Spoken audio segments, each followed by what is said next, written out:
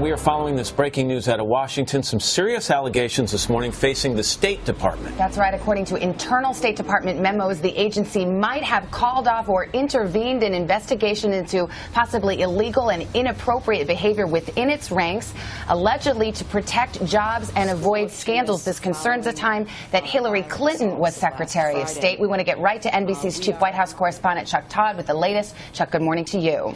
Good morning, Savannah. You know, there's an old saying in Washington that the cover-up is worse than the crime.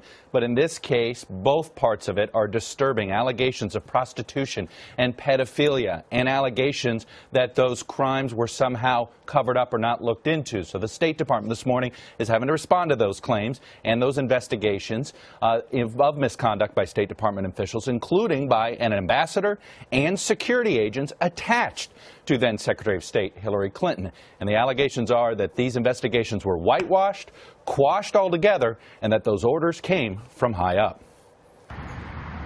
NBC News has obtained documents related to ongoing investigations into some disturbing allegations involving State Department personnel and at least one ambassador. A State Department memo says the ambassador, quote, routinely ditched his protective security detail in order to solicit sexual favors from both prostitutes and minor children. The memo also says a top State Department official directed department investigators to, quote, cease the investigation into the ambassador's conduct. It's just one of what another document describes as, quote, several examples of undue influence from top state officials. On Monday, a State Department spokesperson would not confirm specific investigations. I'm not going to talk about specific cases, but I can say broadly that the notion that we would not vigorously pursue criminal misconduct in any case is preposterous. A former investigator for the department's inspector general has complained to Congress and the media that the investigations have not been thorough because of the pressure from those high-level officials. We take every allegation of misconduct seriously, and we look into it. It was less than 6 months ago that another major internal investigation painted Hillary Clinton's State Department in a negative light.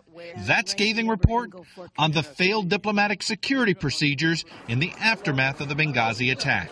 What difference at this point does it make? It is our job to figure out what happened and do everything we can. As we noted, the whistleblower in this case, a member of the Inspector General investigative team at the State Department, she's gone to Congress demanding an investigation, and it's our understanding Congressman Ed Royce, the leading Republican in House Foreign Relations, says he does plan on having an investigation, and no doubt hearings are probably going to come soon as well, Savannah. But Chuck, where are we on this? Is at this point just allegations from one whistleblower? Have they been substantiated in any way?